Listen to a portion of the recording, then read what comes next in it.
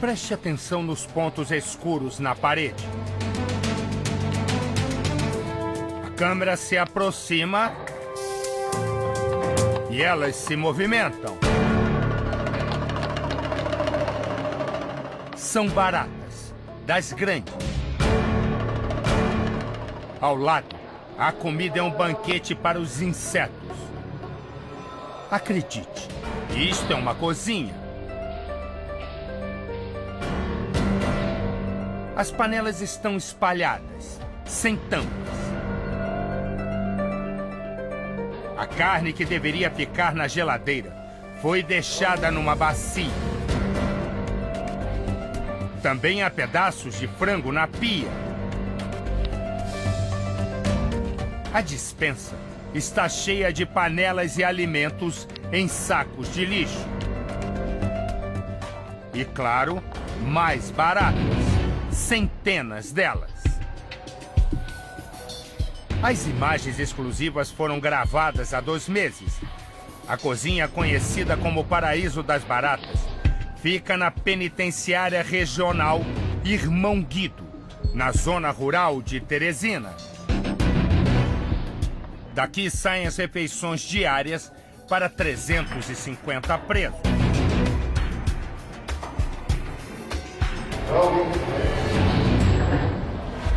Do Paraíso das Baratas, no Piauí, ao Paraíso dos Presos, em Pernambuco.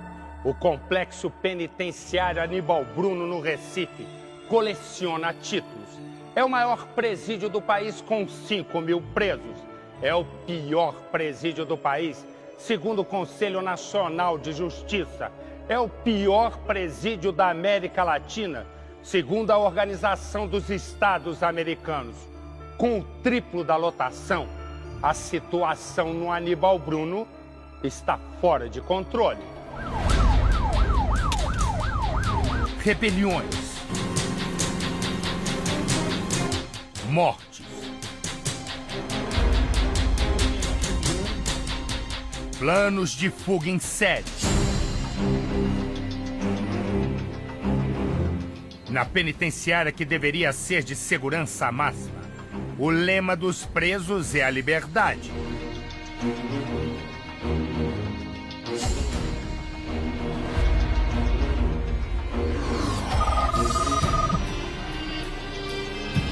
Os 3 homens na laje de um dos pavilhões são detentos e com certeza não poderiam estar ali.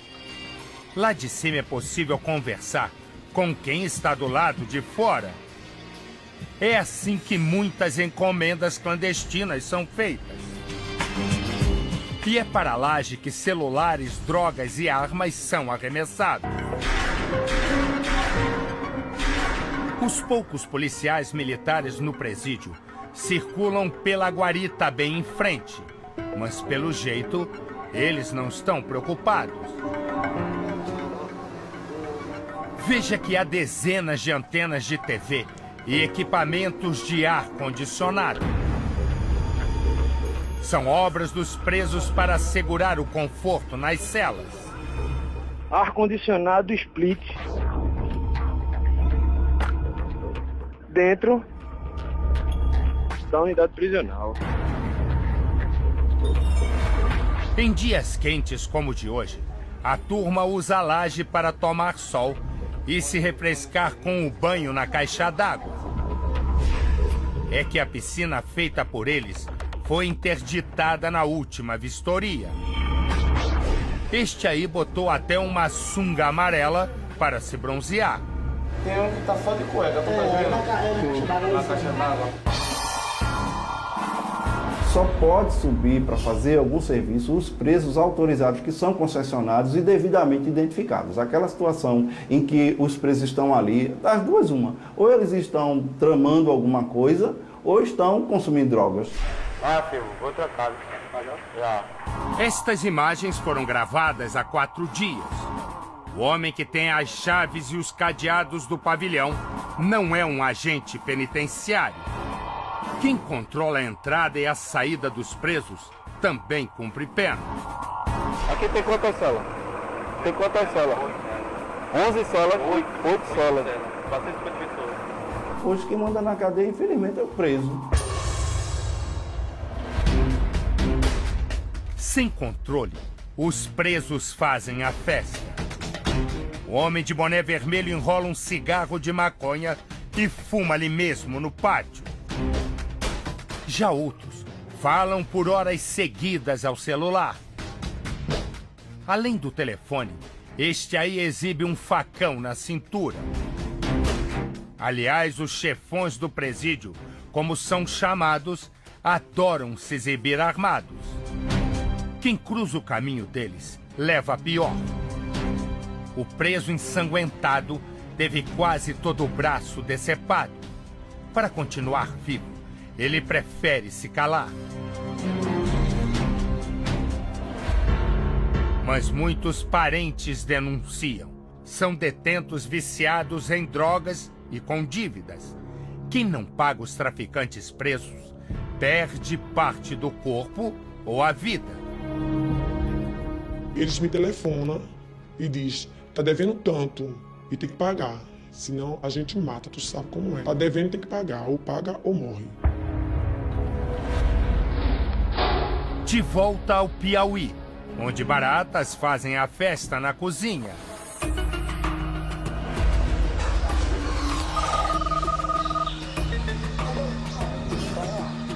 É hora do almoço. Este cozinheiro prepara os pratos, ou melhor, os sacos. 2 conchas de feijão por preso. E um pedaço de carne servido com a mão.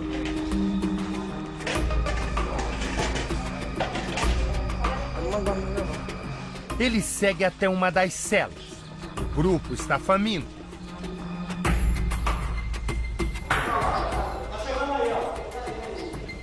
Quem prepara a refeição agora faz piada.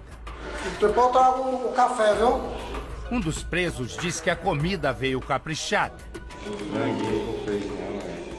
E por que manda botar desse jeito aí? Aí, ó. Ele nem tá colocando a colher, Comida em sacos plásticos para ser devorada com as mãos. Um dia desse foi reclamado sobre comida em saco que ninguém aceita. E agora comida em saco de novo, hoje 25 de junho de 2012, ainda tem saco ainda, comida em saco. A turma mostra que os sacos de comida velha não são recolhidos há vários dias. O mau cheiro é insuportável. A secretária nunca mandou marmita pra cá, não foi? Não. Não? Com marmita pra cá, não. Desumano. Funcionários que têm medo de dar entrevista também são obrigados a comer em sacos plásticos. Tá aqui, se tu quiser tu joga fora. Passa a cara não. A cozinha e o refeitório estão cheios de infiltrações, quase sem luz. Não há colher nem para servir o arroz. Bota aí com a mão mesmo, vai. Meu amigo, o bagulho tá certo. O cabo que morde o piabaiá aí, ó.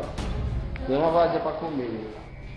Se faltam comida, pratos e talheres, por outro lado, sobram picaretas que tiraram vantagem de um sistema prisional falido.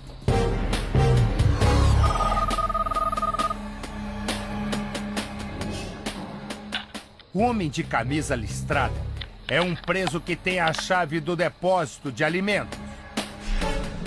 Outros presos levam a mercadoria para o lado de dentro. O passageiro do carro também ajuda no trabalho. E é ele quem sai do depósito com outros sacos. Café, arroz, feijão e sabe-se lá mais o que vão direto para o porta-malas.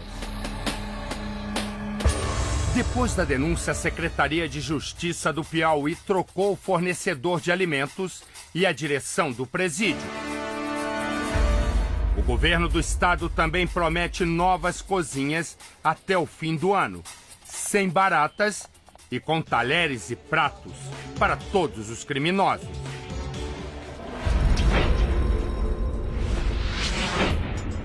Em Recife, Os detentos no maior presídio do Brasil passam o dia pegando o sol na laje dos pavilhões, jogando bola, fazendo ginástica. Malhando.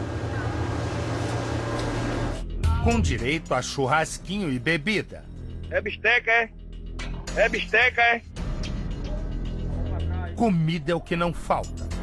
Muitas lanchonetes clandestinas do lado de dentro são fonte de renda para muitos presos.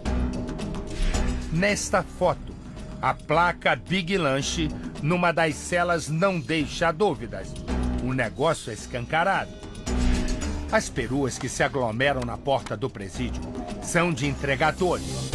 Caixas e mais caixas de bebidas, cigarros, ovos, carnes.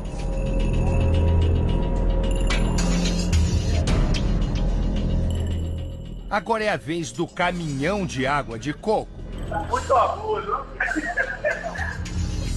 Pelas esteiras de raio-x passam doces, tortas, comida.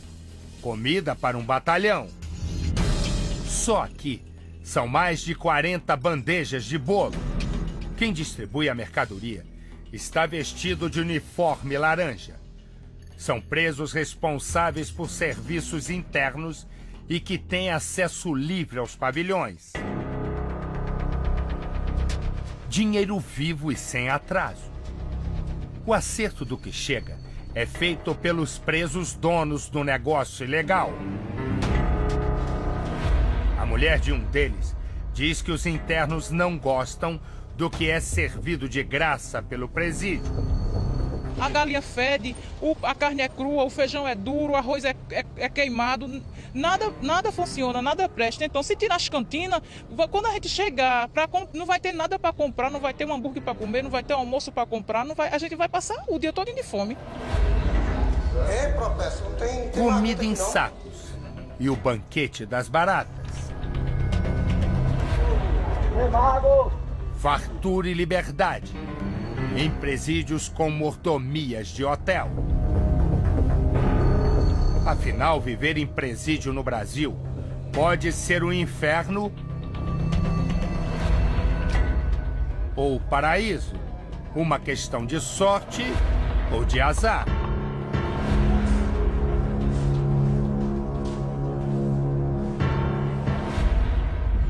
Boa noite. O sistema penitenciário brasileiro chega ao absurdo de, na cidade mais rica do país, o bando que aterroriza a vida da população ser identificado como a quadrilha que domina os presídios de São Paulo. Pelo Brasil afora, as penitenciárias vivem um caos. De um lado, presos vivendo em condições subhumanas. De outro, assassinos, traficantes e ladrões transformando a cadeia num hotel 5 estrelas. Churrasco no pátio, lanchonete, ar-condicionado e drogas, bebidas e sexo. Sexo à vontade, com diversas mulheres, garotas de programa com livre acesso. Tudo isso, muitas vezes, em cadeias de segurança máxima. Segurança máxima para as regalias. Tudo isso pago com o nosso dinheiro. O sujeito nos mata, nos assalta, entope as ruas de drogas e na cadeia vive na boa. Tudo pago com o nosso dinheiro. Somos nós que pagamos a luz, a água, a manutenção, a comida, até a segurança. E damos até um salário mínimo para a família dos presos assassinos, ladrões e traficantes. E tudo isso com uma certeza. Em algumas penitenciárias, a reincidência no crime chega a 90%. Isso mesmo, 9 em cada 10 presos volta a nos atacar. Marcelo Rezende, repórter Record, agora.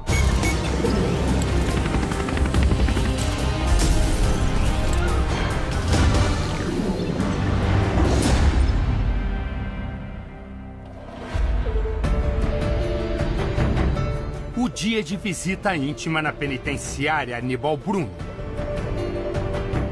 E os presos sabem que a farra vai ser boa.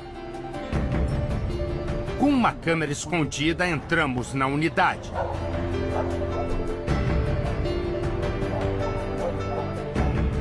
Homens que, pelas regras, não devem circular pelos pavilhões, estão soltos. O que mais se ouve são latidos de cachorro. Vários animais de estimação que não dão sossego. Dia de festa nos pavilhões. Geladeiras de bebidas, barracas de ambulantes e música ao vivo. Não importa o que você já foi, não importa o que você já foi. Come Quieto é o nome destas tendas montadas pelos presos. Mesmo sem a autorização do presídio, os ninhos de amor estão por toda parte.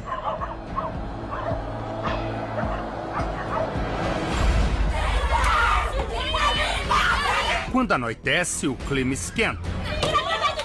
Estas jovens que correm e tentam esconder o rosto são acusadas de fraudar documentos para entrar no presídio. As falsificações de carteiras de identidade e outros documentos são grosseiras. Durante a revista das mulheres, a polícia encontra drogas e muitos celulares. Esta mulher trouxe um presentão para o amante. Um revólver e muita munição.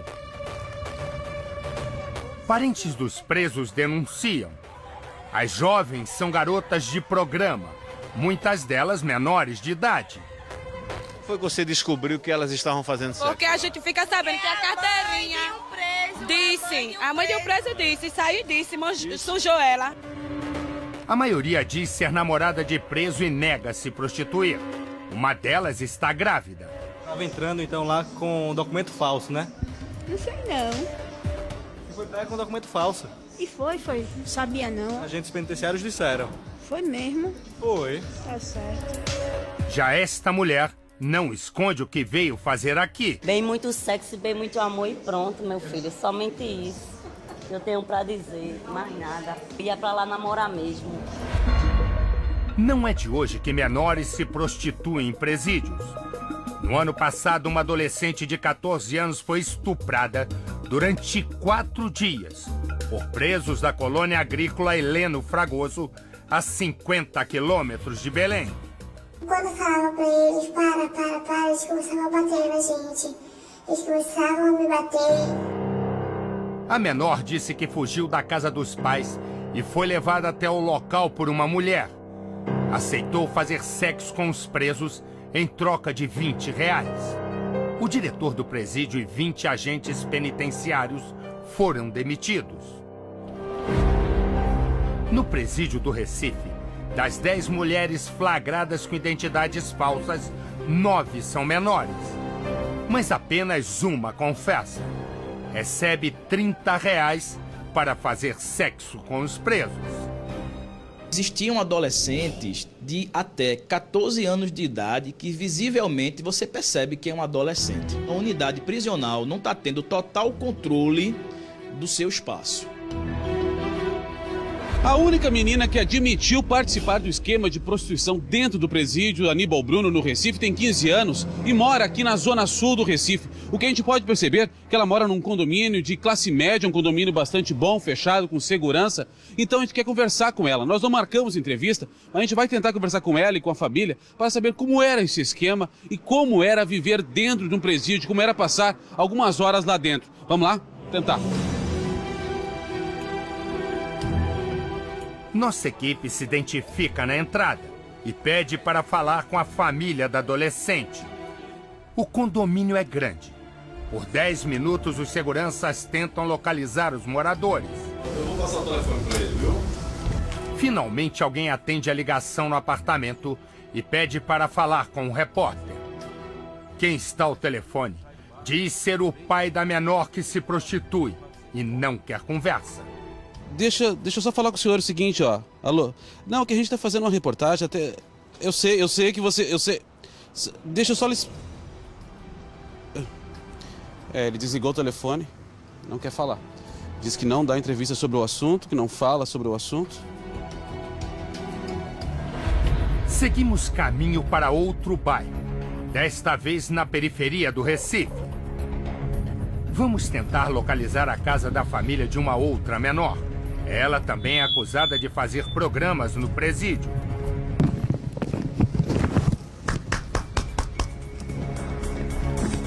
Quem está na casa prefere não se aproximar do portão. Da janela mesmo, a moradora diz que não conhece a menina. Aqui, no caso, ela moraria com a avó e a mãe moraria em outra rua. A senhora não sabe quem é a mãe nem nada? Não, também não sei não. Não mesmo. Ela não sabe onde é que nem o vizinho conhece, que poderia encontrar ela, algum lugar, precisa falar com ela. Nunca ouvi falar nela. Seguimos para outro endereço. Agora uma rua de terra. E quem nos dá mais pistas é este carroceiro. Você é vó, né? Você já está andando. Olha, ei, tem um senhor, quero falar com a senhora. A senhora, que também não quer mostrar o rosto, confirma. A neta está envolvida com a rede de prostituição no presídio Aníbal Bruno. As companhias que levaram, ele lá, ele E como é que era? Ela contou pra senhora como é que entrava lá dentro, como é que era lá? Não, era que parecia que vestia. Como é que é? Ela botava cabelo, né? Ah, ela botava uma peruca, se disfarçava pra entrar. Disfarçava pra entrar. Porque ela é menor. Quantos anos ela tem? É menor. Agora tá com 16 anos. 16 anos. E quando ela ia lá, tinha que idade? Tinha 14 para 15 anos. Ela começou a entrar lá. 14 para 15 anos. Aí descobriu, aí a mulher foi atrás dela, né? A avó diz ainda que a neta foi levada para se prostituir pelo namorado, que cumpre pena no presídio. Saía do colégio e ia pro presídio. Se passando por uma mulher maior de idade. Maior de idade, exatamente. É triste ser pra senhora também? É triste. A família toda ficou chocada então quando soube. A família toda. Prostituição de menores. Luxúria e vida mansa numa penitenciária de segurança máxima. E o que diz a direção do presídio? Essas imagens são imagens antigas, do antigo presídio Aníbal Bruno. A imagem do novo complexo Aníbal Bruno são imagens de muitas revistas, imagens de muita segurança. As imagens no complexo Aníbal Bruno foram gravadas por nossa reportagem nos últimos 3 meses, período em que a nova direção do presídio ocupa o cargo. São flagrantes que provam: as regalias e as irregularidades estão longe do fim.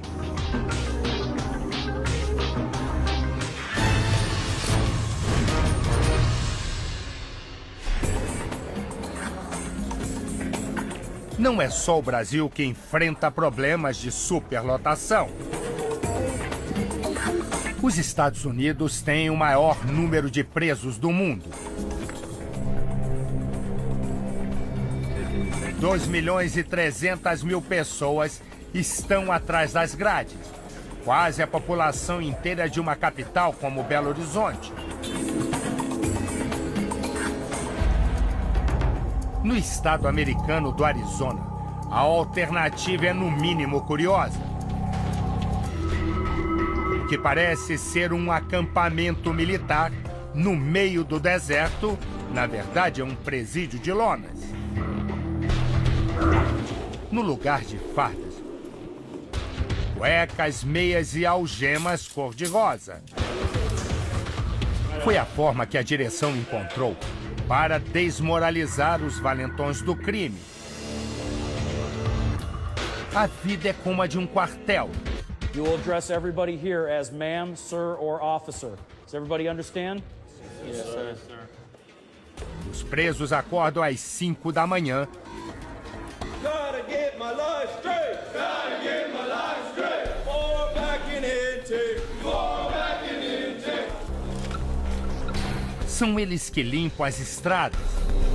Clear the sidewalk for me, please. Enterram corpos de indigentes. Our Father, who art in heaven. Desde que a política de linha dura entrou em vigor, as rebeliões acabaram.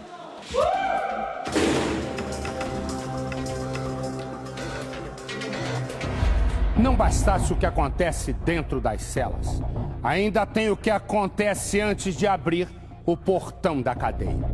Casos mal investigados, processos enrolados e muita conclusão precipitada. Com tanta baderna, não é raro um inocente ser preso para cumprir a pena no lugar do verdadeiro criminoso.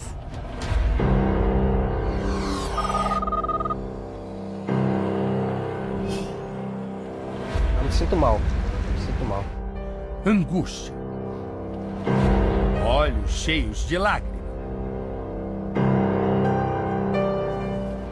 E dá pra ver assim que até você tá tremendo bastante, né, Mário? Mãos que tremem sem parar. Quero ter esse pesadelo mais na minha vida. O homem em frente ao presídio acaba de ganhar a liberdade. Eu ia apodrecer dentro. Não tinha ninguém por mim. Não podia pagar um advogado, não podia pagar ninguém, não fazia nada, ninguém por mim. O meu problema todo era esse. É não ter esperança de retornar a ver minha família mais. Ele prefere não olhar para trás. Quer esquecer o lugar onde passou 1 ano e 3 meses. Mário é vítima do golpe planejado por um amigo. Dinheiro, vai, entra. Um bandido que conseguiu enganar as autoridades e mandar para a cadeia um homem que se diz inocente. Eu nunca passei por isso na minha vida. Eu passar por isso aí, para mim, foi uma facada. Desde a saída do presídio, a rotina é a mesma.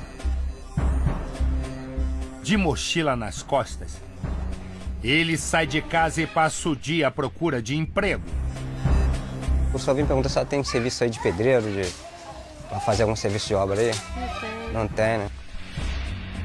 Desde que foi preso por engano, acusado de assalto, as portas da vizinhança se fecharam.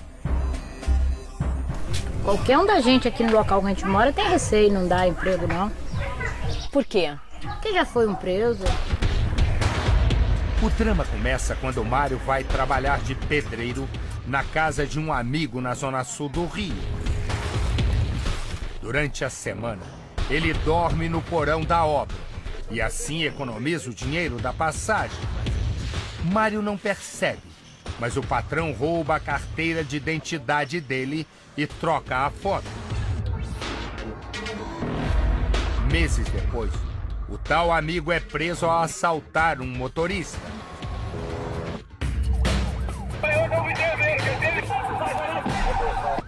Deita. Ele se passa por Mário e mostra o documento falsificado à polícia. O pedreiro nem tem ideia do que está por vir.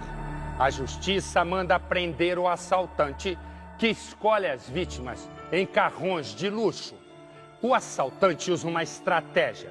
Quer se passar pelo amigo pedreiro e Mário acaba preso. Vai pagar o preço de ter tido a identidade roubada.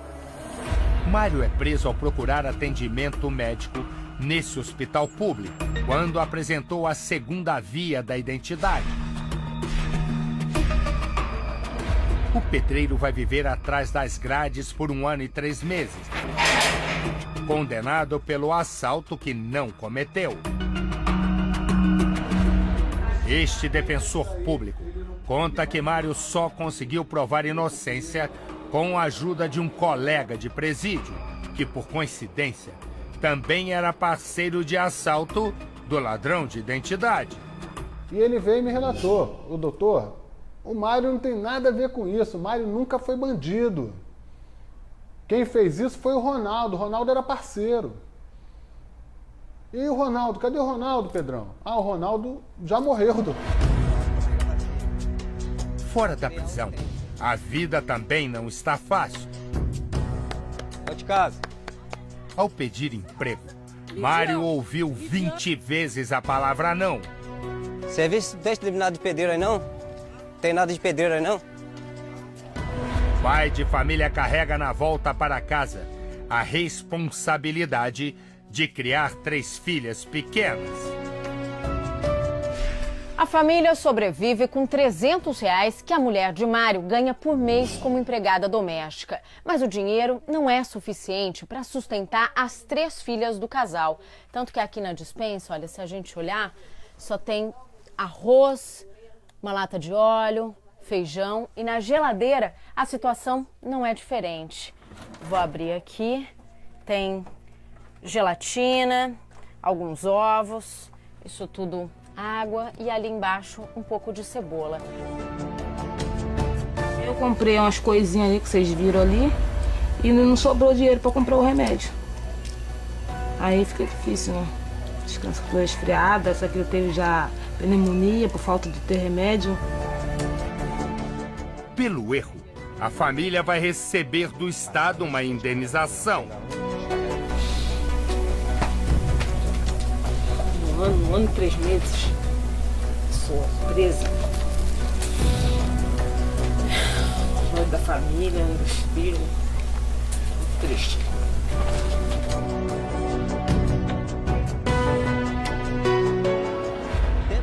O sonho é reconstruir a vida longe dos vizinhos que fecham as portas e os olhos.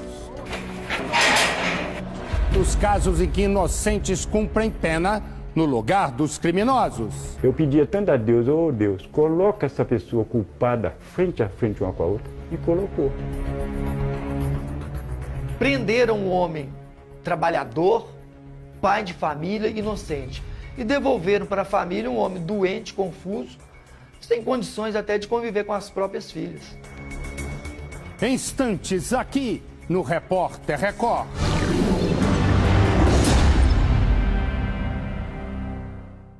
Em Belo Horizonte, um porteiro ganhou a liberdade depois de passar 6 anos atrás das grades. Ele ficou na cadeia e pagou um preço muito alto por parecer demais com um verdadeiro estuprador. Cabelos castanhos, sobrancelhas grossas e bigode. Um rosto descrito por dezenas de vítimas de um estuprador. Pedro Meyer tem 57 anos. Paulo da Silva é quase 10 anos mais velho. Ele trabalhou a maior parte da vida como porteiro. Já o verdadeiro maníaco sexual era bancário. Paulo passou os últimos 6 anos na prisão pelo crime que não cometeu. Pedro passou todo o tempo solto e fez novas vítimas.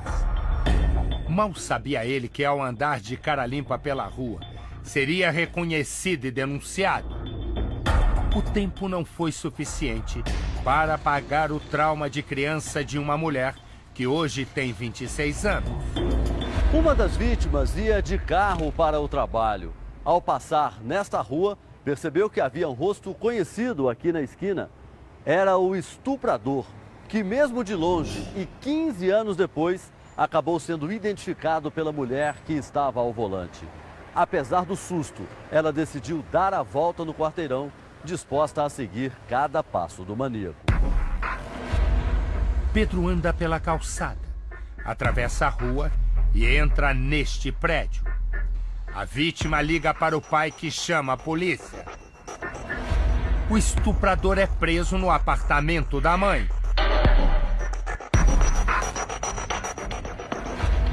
No quarto dele, a polícia apreende material pornográfico, fotos e cartas de amor para jornalistas da cidade. Na época, a vítima tinha 11 anos e brincava na porta do prédio em que morava com a família. De boné e óculos escuros, um maníaco se aproxima. Ele diz que está armado, obriga a criança a entrar. A menina sofre abuso sexual na escada de acesso aos apartamentos.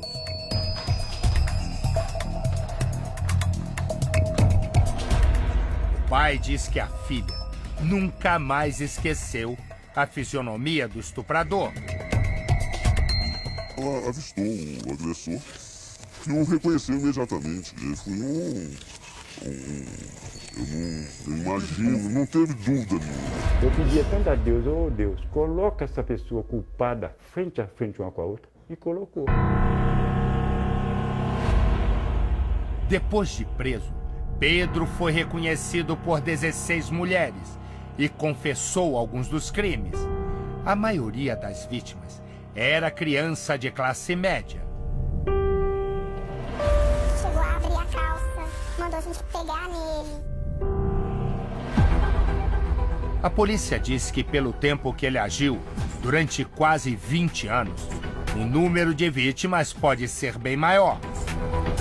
Ele pediu pra gente tirar a roupa, nós tiramos a roupa e ele começou a passar a mão na gente, ele beijava, ele esfregava na gente. O porteiro preso por engano foi condenado a 16 anos de prisão. Na época, 2 vítimas confundiram Paulo com Pedro. Agora, reconhecem um engano. Houve várias falhas da polícia quando o prendeu, né? E da justiça. Prenderam um homem trabalhador, pai de família, inocente. E devolveram para a família um homem doente, confuso, sem condições até de conviver com as próprias filhas. Eu não tinha sossego de dormir, não tinha prazer nenhum mesmo. Ficava pedindo a Deus para chegar domingo para me ver minhas filhas. As filhas, né? Porque as filhas chegavam com aquele carinho, pulando em mim, me abraçando. Pedro viu a vida se transformar num inferno. E como as vítimas do maníaco, vai carregar o trauma para sempre. Não há dinheiro de indenização ou pedidos de desculpas que tragam de volta os anos perdidos na prisão.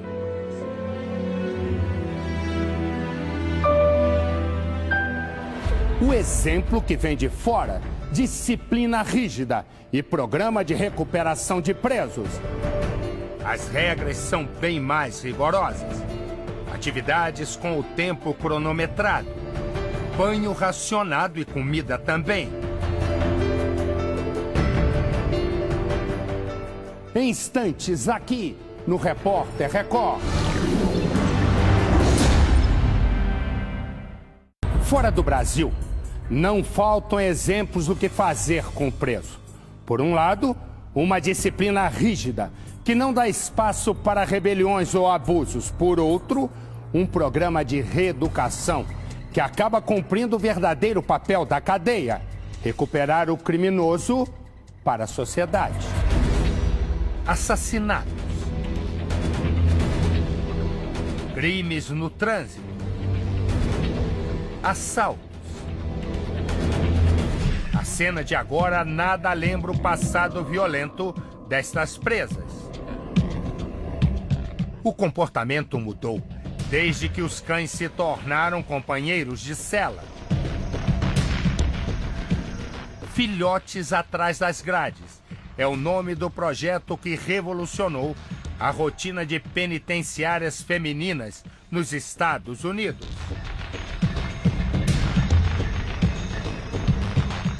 As presas aprendem a adestrar os cães da raça labrador.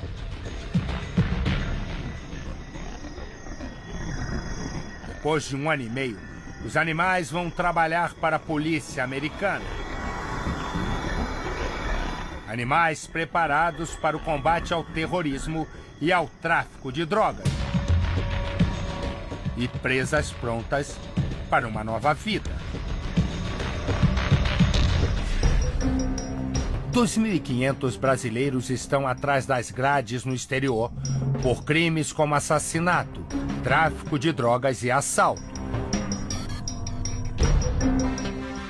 O Japão é o segundo país com o maior número de brasileiros, só perde para a Espanha. Diferente daqui, os presídios japoneses mais se parecem com um hotel 5 estrelas. É possível conhecer o lado de dentro, mas sem a presença das câmeras. A diferença é que o conforto tem preço.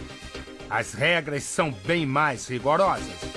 Atividades com o tempo cronometrado. banho racionado e comida também. Por isso, presos reincidentes quase não existem.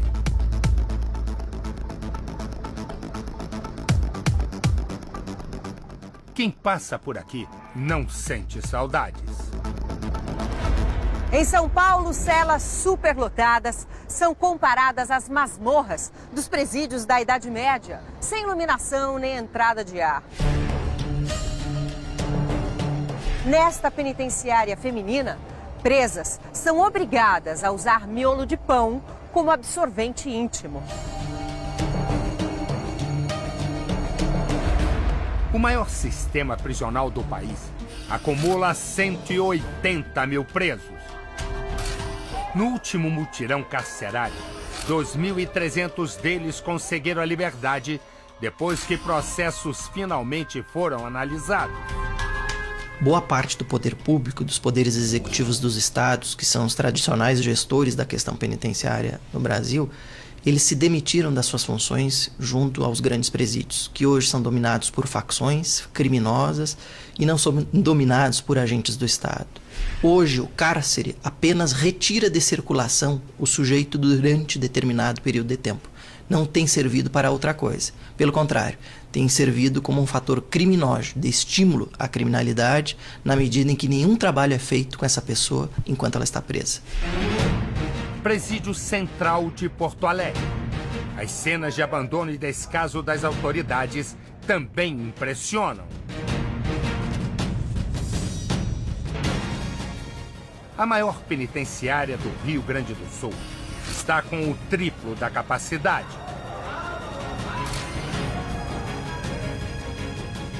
Este é o Presídio Estadual do Jacuí, a 57 quilômetros da capital gaúcha. A prisão construída há mais de 8 décadas. Não tem sequer rede de esgoto. Toda a sujeira corre para o rio que dá o nome ao presídio e é um dos maiores do estado. O Rio Grande do Sul tem quase 30 mil detentos, mas não há presídios suficientes. E além da superlotação, das 97 prisões e albergues, 23 estão interditadas total ou parcialmente. Na região norte e nordeste do país, problemas que se repetem.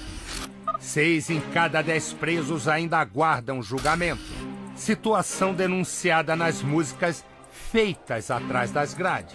Vou te dar um papo reto, olha eu aí de novo, vai devagar, tá ligado? Que eu tava meu bacana, na cadeia o bagulho é doido, no corre o tanto é feliz, eu nem passei no cílio aberto, pra achar que agora eu faço, e digo e repito, com esse pé todo lá. Com a superlotação, as fugas em série são inevitáveis.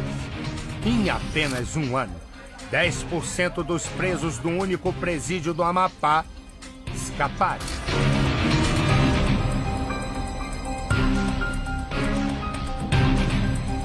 E se nos presídios a situação é de caos, o que dizer dos centros que deveriam recuperar menores infratores? Estas são imagens exclusivas. Foram gravadas pelos próprios adolescentes da Fundação Socioeducativa do Recife. Na cela equipada com som e TV, eles se exibem e cheiram cocaína. Bagulho é tóxico, vai. E aí, vai.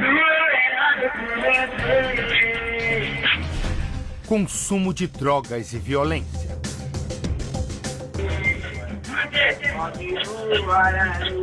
A rivalidade de menores também é levada às últimas consequências.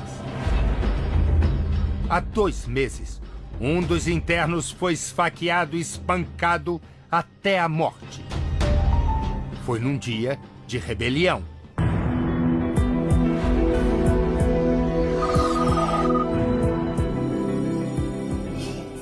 Presídio Major Eldo de Sá Correia, também conhecido como Mata Grande. A penitenciária, que deveria ser de segurança máxima, abriga traficantes e assassinos perigosos, condenados que devem viver sob controle 24 horas. Aqui, eles circulam em pátios e falam ao celular na maior tranquilidade. Por telefone, eles comandam o crime organizado fora do presídio. Cada agente penitenciário no Mato Grosso é responsável por 78 presos, enquanto o aceitável é de, no máximo, 5.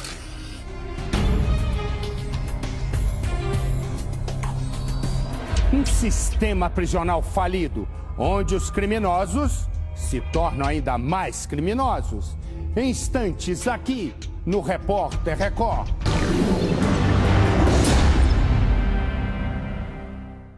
A pergunta é simples. Para que serve a cadeia?